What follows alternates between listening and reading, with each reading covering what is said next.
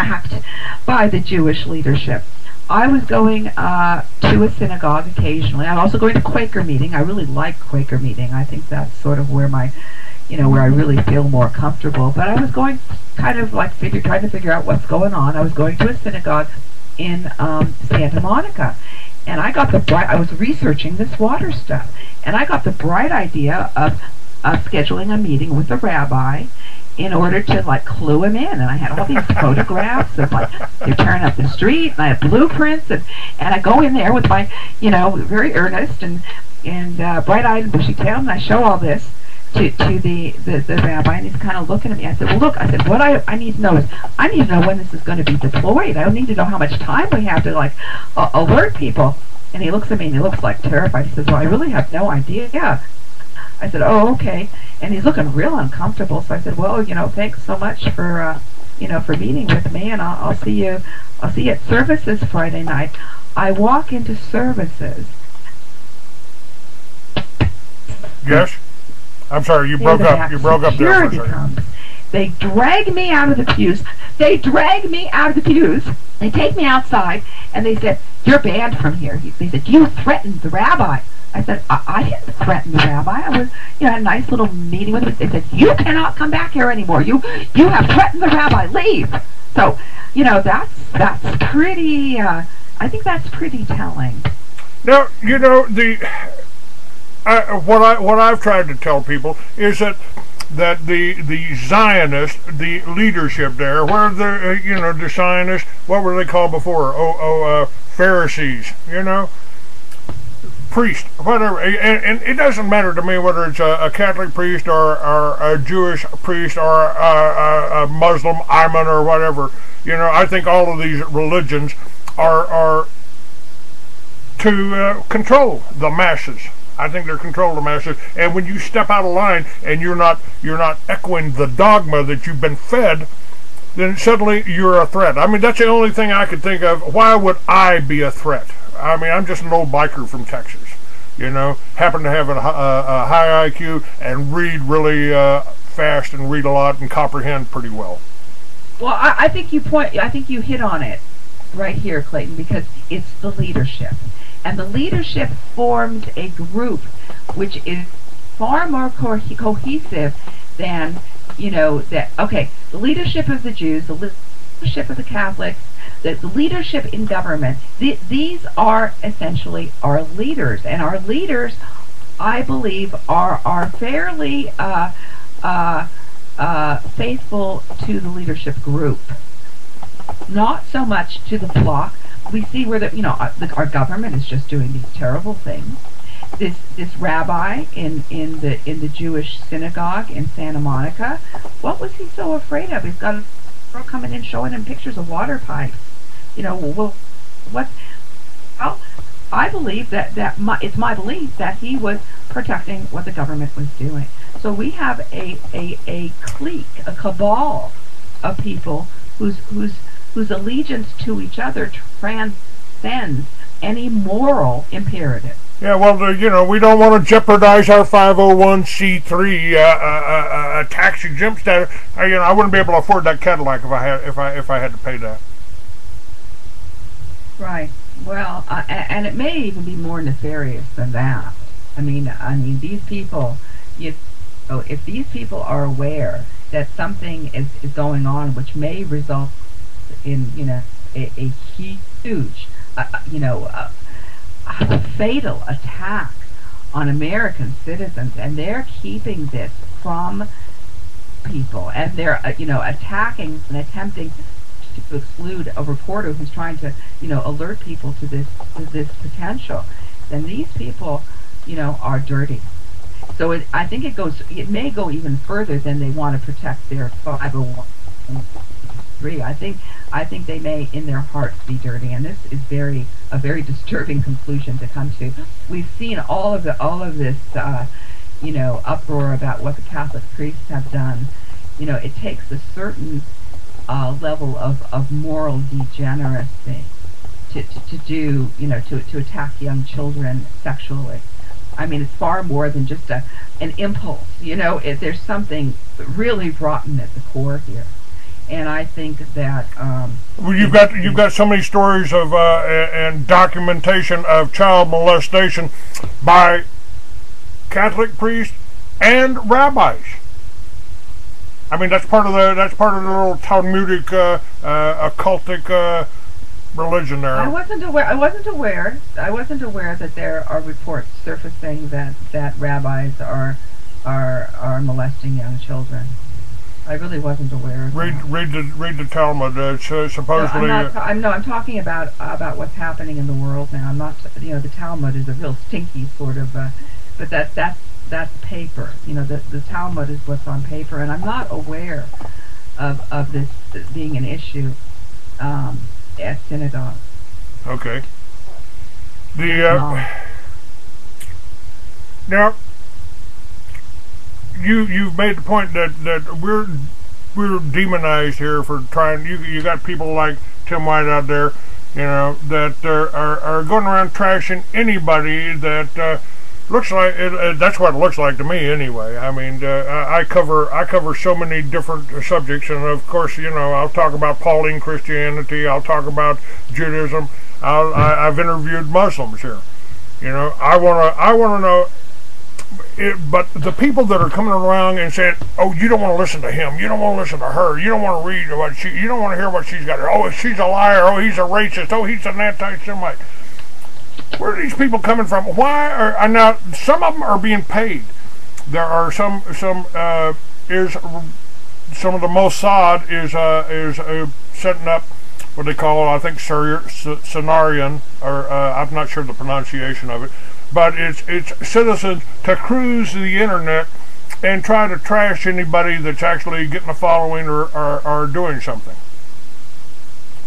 Are you? And I think that's what Tim White is. Whether he's doing it consciously, or maybe he's just, some people are just normally assholes. So that could be his situation too. Well, I'll tell you what we found out about Tim White. I went ahead and pulled up his record, because he does have a record, and it was interesting to me because he was convicted. I think it was in 2000. I'm not sure the day. He was convicted on drug charges, and he was sentenced to, I believe it was 4 years, and he served. We got a little time for time served, but I believe the total that he served was 6 months.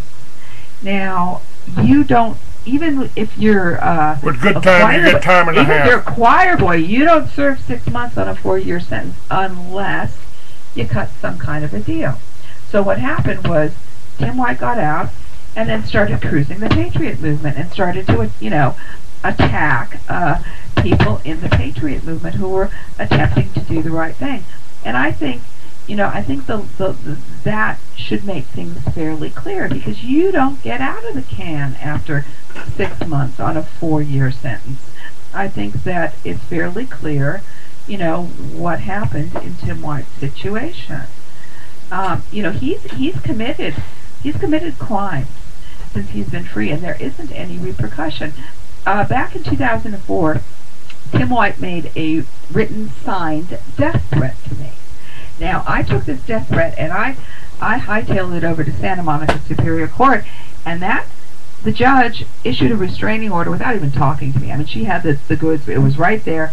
Well, the police failed to serve him with the restraining order, so it never went into effect. So once again, we have, law enforcement, the Code of Blue protecting people who are on the job. So, Tim White is fairly free to run around and threaten and trash, and then he's made threats to other people. He says he tries to make threats to me. Let's see. I think I I've got the response I had here. Normally I couldn't share that on the radio, but since I can't be fired or kicked off my own website, I could share that with you. He was saying, why are you having Janet on there? Don't you know? Talk to Ted Gunderson. Talk to Anthony Hilder. You know what? You know, don't you? Why didn't you respond to me trashing Janet? You know. So I made it fairly simple. Go fuck yourself, asshole.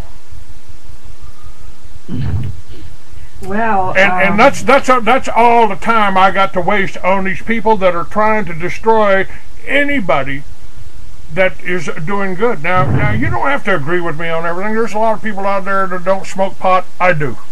I have for 40 years. I am part of the reason, and you know, part of the education that let people know that got it legalized in 8 states now, and we're going to get it legalized all around the country because it's our #1 cash crop. But a lot of people don't like me because of that.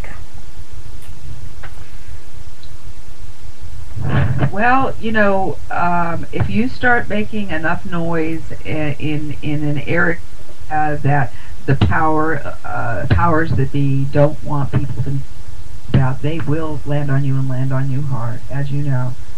So, personally, for me, this is a no-brainer. I mean, nobody is here on this planet for an indefinite term, and you either do what's right, or you're sleeping with the devil, and your future, you know, after you leave this planet, your future is sealed. You're going where the devil goes. And all I'm trying to do is I'm just trying to do my job. You know, I'm trying to let people know that we're in a lot of trouble. And once again, I mean, this water thing has not gotten enough attention. People need to, you know, if you're not on a well, you really need to start stockpiling water. We don't know what's in that second line, and we don't know when the attack's going to happen. And they're coming at us from, you know, from almost every single angle. They're coming at us, as you mentioned, through the food, through the chemtrails, through the water. You know, they're tweaking the legal system. No, I mean, by the way, this Section 817 of the U.S. Patriot Act, I mean, this has violated international law. Does the U.S. care? Oh no, that, you know, somebody notices, like me, I write the Department of Justice, and they, you know, we don't want to talk to you about it. Well, that takes, you know, a fair amount of kahunas to be that brazen, you know, in regards to an honest inquiry from the press. They must feel very secure over there in Washington, D.C., that nothing is going to ruffle their plans.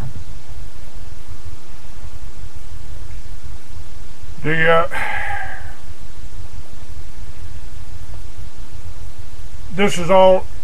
Do you think this is coming to a head? I mean, pretty much business as usual for the last 100 years. We've been a communist country here ever since the Federal Reserve took over. Technically. Do you see it? Do you see any hope for the common man, the just the people out there? The war right now is on the middle class, and I just had something up here. Let me just play this for just a moment. This is Catherine Austin Fitts, who was in government and went outside of government, and I think she's got a warning for us here. Let me just play this for a second. And so the issue is, how do we reverse that drain? How do we start to get energy for us instead of giving energy to the tapeworm? And so part of it is delinking it from this global taxation system that's going on, that we all think we've been the beneficiaries of. Because the day of the insider sharing the subsidy with us is diminishing. We've been gutting our whole economy for decades. I mean, we've been moving manufacturing capacity abroad, you know, significantly since the 80s. So this has been going on for 25 years, and it's continuing. And, you know, there's a myth that we're moving it abroad because it's more efficient, and that's not always true. A lot of times we're moving it abroad because we can change who owns it and who controls it by moving it. So now, what she's going to also mention, she mentions later on, is that they are driving us from the country into the cities. Why? Because they don't want us controlling our own food supply. Ninth plank on the Communist Manifesto is corporate farms. We're talking about Archer Daniels Midland and Monsanto. And Monsanto is making the poisons that they're feeding into our animals and to us. Rats won't eat genetically modified corn, but it's okay to feed it to your school children. Is this part of the attacks on the? It's not just the American people. I mean, I've got people from all over. This is global. Yes, they don't call it a new world order for nothing. You know. Well, I think that there's hope as long as people pay attention to shows like yours. You know, people surf the web. You know, look up information for yourself and share it with your neighbors. The problem is that, you know, that people are sort of, they've got blinders on, you know, they're running off to work, they're running home to take care of the kids, they don't have a lot of time. But as long as we have people who are standing up and speaking the truth and waking people up, there is hope. And if I didn't believe that, I would have folded a long time ago. I just want to give my website real quick, JanetPhelan2.wmv. I've got information in there about water. I've got information in there about how the courts are using the conservatorship programs to rob the elderly and disabled of their assets and sometimes their lives. I've got some articles on there, more articles about judicial corruption, some articles about tax on whistleblowers. So, you know, I'm down here. I'm in Mexico. I've left the U.S. for my own safety, but I'm doing my job. And there are others out there as well who are doing the job. And our job, you know, is basically to speak the truth. Now, So let me ask you on one other incident. I believe that as long as we keep the pressure on, that we've got a good fighting chance. Yeah, go ahead, Clint. Well, I had 5 acres that I lived and developed for, you know, since 1994 in New Mexico. And suddenly, a woman showed up that had been a subscriber of mine for years, and handed me a check for $10,000, telling me she wanted to help me get the Free Americans started again, and she wanted to do Liberty Villages. Now, Liberty Villages is just very simple. You can do it anywhere in the world, you know, low-cost structures like teepees or yurts or cabins or, you know, whatever that you can build yourself out of clay or mud. And generate your own energy. Grow your own food and generate your own industry, and then you don't need the whole new world order for nothing. And to me, that's even biblical.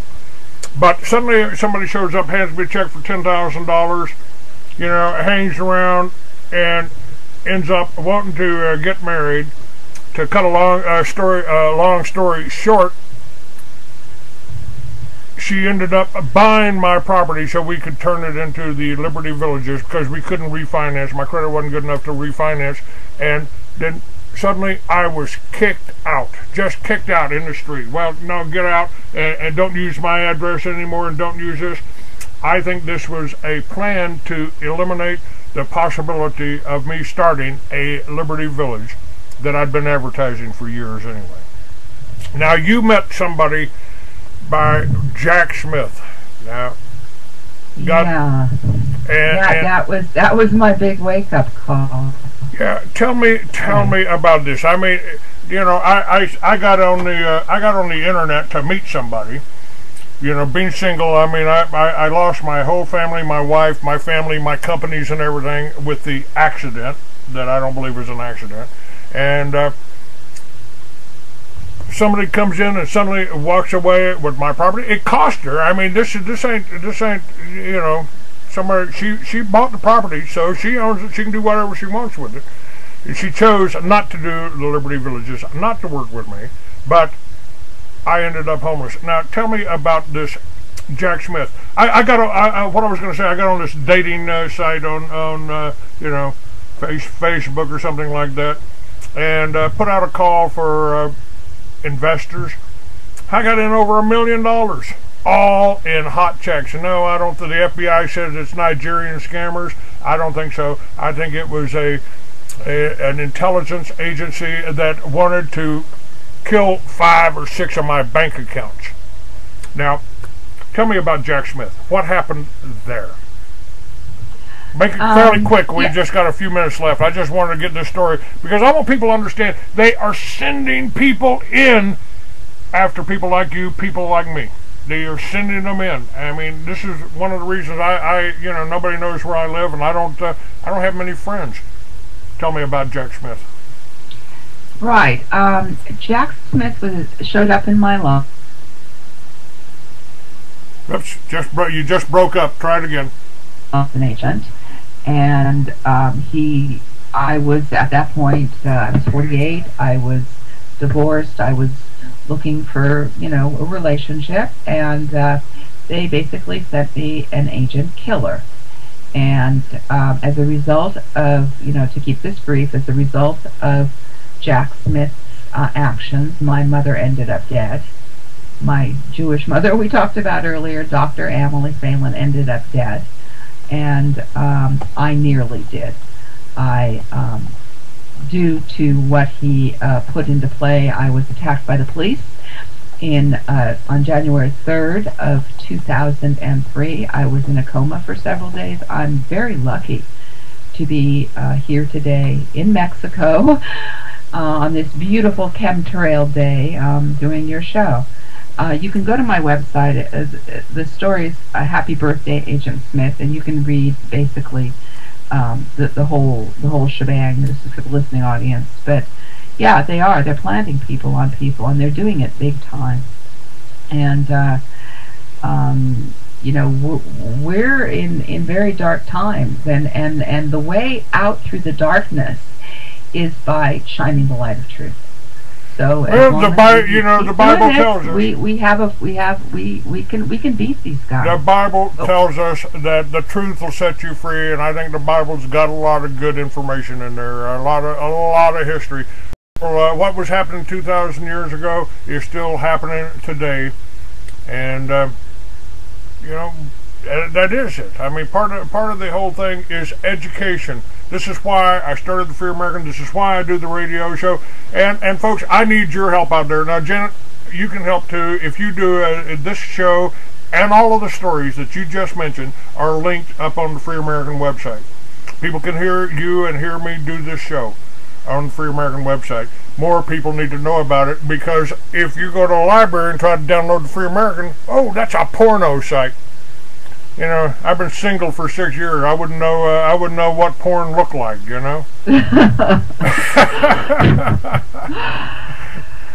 Well, I'll tell you, my hat's off to you. We've just got to keep the pressure on and keep doing the work. Anyone wants to contact me, they can contact me through my website. Once again, it's JanetPhelan2.com. And that's linked right below this show. Now, you can download the show on Blog Talk Radio. You can download that to your default player. Then that saves it as an MP3 file, and you can put the show up on your website. The work that you're doing, people need to know. You got people like Tim White standing on their side trying to trash you. Have you ever met Tim White? I've never actually met Tim White. I've never met him either, I and he's tried to trash me. I did lay eyes on him once, though. When I left LA, I ended up moving to northern Idaho for a year, and within 2 months, Tim White showed up in the very town I was in northern Idaho, and I did eyeball him once, but never actually met the man. Well, it's interesting that he was causing some problems for me up in North Idaho, but I weathered it. Well, whatever his plan of action or whatever he hopes to gain didn't work with this. You're welcome to come back on my show anytime, and if you ever get back to the States, I'd love to. I'll be glad to give you a ride on my Harley. That sounds good to me. I'll tell you what, I'd love to come back on your show and talk specifically about judicial corruption, so maybe we can do that sometime. Yes, we can do that. We've talked about the poisoning of America right now. We might as well talk about that, and the fact that our whole prison system is basically slavery. It's basically slavery, and They got 1 in every 31 Americans in jail, in prison, on parole, or on probation right now. That's more than any so-called communist country out there. And the judges get a bonus if they find you guilty. Are you aware of that? I'm not aware of that. I am aware of this judicial slush fund that they've been trying to hide, but I didn't know that they got paid for finding people guilty. That's very interesting. That's right. All right, dear, we're out of time. Thank you for being on, and a little jealous about you being down there with access to the beach, but I'll get over it. Thanks a lot, Clay. Thanks very much for having me on the air. Thank you. I enjoyed it. Take care. All right. Call recording has been completed. All right, folks. You want to help? Go buy a book, order a book, make a donation. You want to help keep this show on the air? I need your help to do that. Thank you. God bless you.